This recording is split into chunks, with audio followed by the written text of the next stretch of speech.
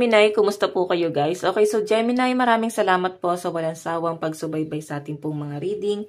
And kung kayo guys ay bago pa lang sa ating channel, so ayan guys, mag-subscribe na po kayo guys. And i-click mo na rin yung ating notification bell para lagi po kayo guys updated sa ating mga bagong upload. So sa mga nais po pala guys magpa-private reading, ay iiwan ko na lang yung link sa ating pong description box below. So ayan guys, ang reading pala natin is ano ba ang gabay kapalaran sa inyo ngayong March 2024. So, bago tayo guys mag-start, ay mag-cleanse muna tayo. Gemini.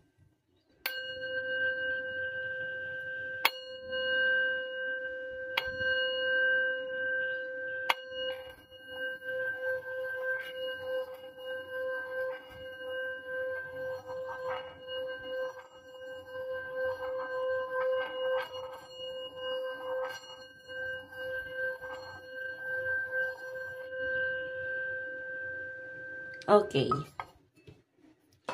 Gemini, Sun, Moon, Rising, and Venus sign. Gabay kapalaran po sa kanya ngayong March 2024.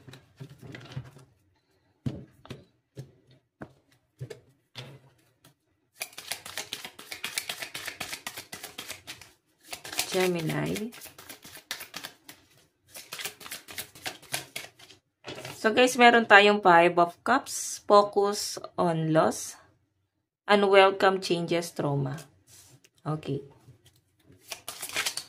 5 of Cups.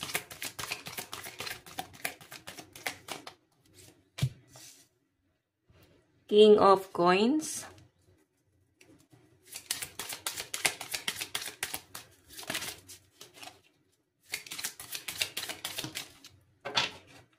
Ayan, ang ganda. Ace of Coins. Okay. Tabi natin to dito. Kasi yung bottom of the deck mo, 8 of Coins. So, Gemini, ang ganda ng pera mo ngayong month, no? Ngayong buwan ng March 2024. Okay, so sa pinapakita sa akin dito, guys, hindi mo natitignan yung mga nawala. Okay, maaari kasi ngayong February, nakatingin ka pa rin doon sa mga, nawala, umalis, mga bagay na parang ayaw mo nang tanggapin. Okay, pero tinatanggap mo pa rin kasi pwedeng rumurupok ka or nanghihinayang ka or mahabagin talaga ang mga Gemini. So, Gemini, nakikita ko sa'yo ngayong March, hindi mo na gano'n titignan yan. Ayan o, grabe na yung trauma mo eh. Okay, ayan, wait lang. Okay, so yeah. Sumakit bigla yung lalamunan ko. Okay, so Gemini, kung makikita mo, ayan o, masyado kang na-stress sa mga nagbabanta lagi sa'yo na, alis na ako, iwan na kita, ganyan. So, napagod ka siguro sa person mo. Lagi kanyang pinagbabantaan ng ganyan. Grabe na yung trauma mo. Ngayong March, guys, nakikita ko, yes, nandun pa yung sakit. Nandun pa yung mga regret.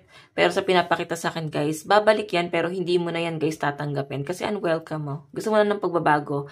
At yung taong yun, guys, hindi siya, guys, nagbago. Okay, masakit talaga siya, guys, magsalita. Though may naituro naman siya sa inyo, guys. Mga idea, kung bakit din ikaw naging successful sa mga bagay-bagay. Kasi itong person na to guys, nakikita ko sa kanya. Tinuruan ka rin naman niya, Gemini, pagdating sa pagmamanage or pag-iisip, pagdating sa kaperahan mo, kung paano mo gagawin balance yung pera mo, okay? So, yun nga lang guys, para bang sinusumbatan ka siguro ng taong to guys. Masakit siya magsalita.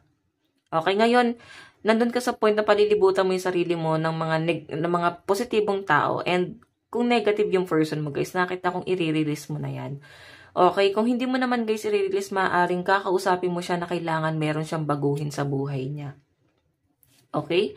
Ayan o, financial opportunity, prosperity, manifesting money. So, kung may minamanifest ka, minamanifest mo yung pera mo, Ace of Coins, big amount of money, and opportunity, blessing, good news, maaaring paparating sa inyo ngayong March, no? Nakakatuwa naman guys kasi talagang ngayon mas nagiging positibo ka, inaalis mo na yung mga negatibong tao kahit na ito guys ay mahal mo pa, kahit ito ay sa love life mo pa.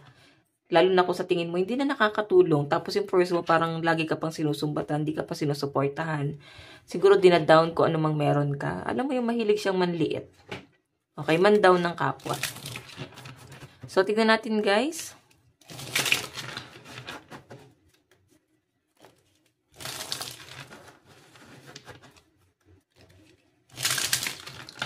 Okay.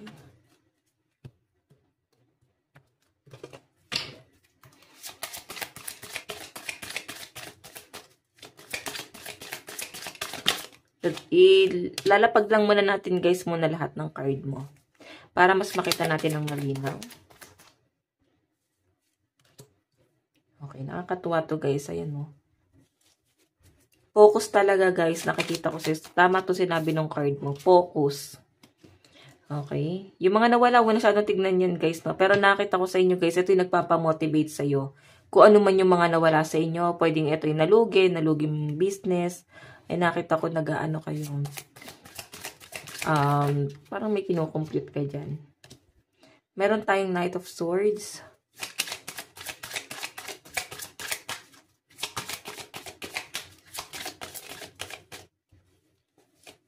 Okay.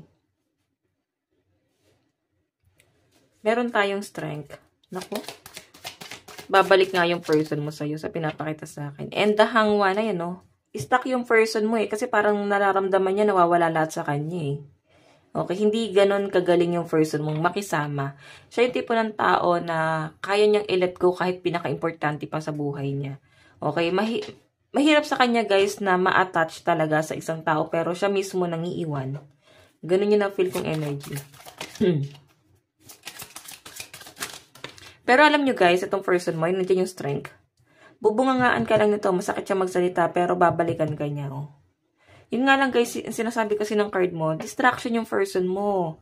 Mawawala ka sa focus. Nakikita ko yung pagiging ano mo dito guys, workaholic, motivated, talaga focus ka talaga sa goal mo, sa family mo, and alam mo kung anong gagawin mo.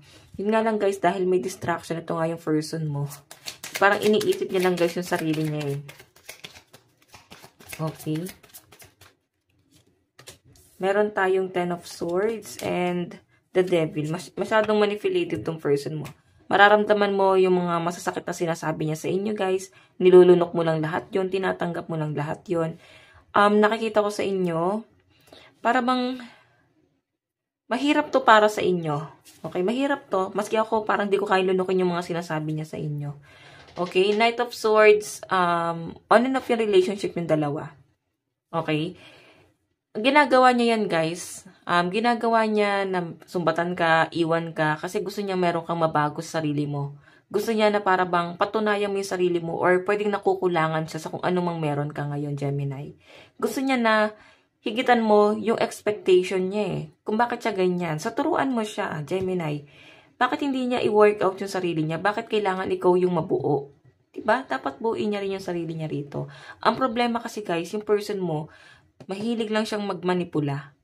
Okay? Kumbaga, ikaw yung nagtanim, ikaw na yung nag-ani, kakain na lang siya.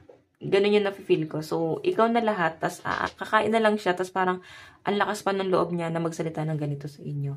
So, ang pangit na ugali nitong taong to, guys. Mabait naman siya actually, pero minsan talaga hindi nyo guys maintindihan kung bakit siya ganito. Okay, ano pinagdadaanan niya? Bakit siya ganyan? Okay, siguro guys, maraming pinagdadaan ng problema yan. The Devil, so I think may mga tinatago siya sa inyo. Hindi siya guys ganun ka-often sa inyo kung ano man yung buhay meron siya. Kasi, maring yung sinasabi niya sa inyo guys, nakaano lang yun guys eh. Parang kino-cover niya yun. Maring yun lang yung front niya. Hindi yun yung pinakatotoo. Okay? So, titignan natin guys. Advice mo. Meron tayong take a breather. So, ngayong March, makakahinga ka na ng maluwag. Nawala na yung mga pasakit sa buhay mo. Nawala na yung mga tinik, no? Sa buhay mo. Lalo na yung person mo, guys, na manipulative. Makakawala ka na dyan, guys. Yun nga lang, guys, hindi pa ganun. Wag ka masyado mag-expect na nakalaya ka na ng sobra. Kasi, parang every time na bigla siya magpaparamdam, parang mapifeel mo na bigla ka may stuck na naman. Pero, kahit pa paano, kaya mo nang i-let go ng paunti-unti. Okay? So, Gemini, ito lang naman po ang inyong reading. Hanggang sa muli, God bless and love you all. Thank you!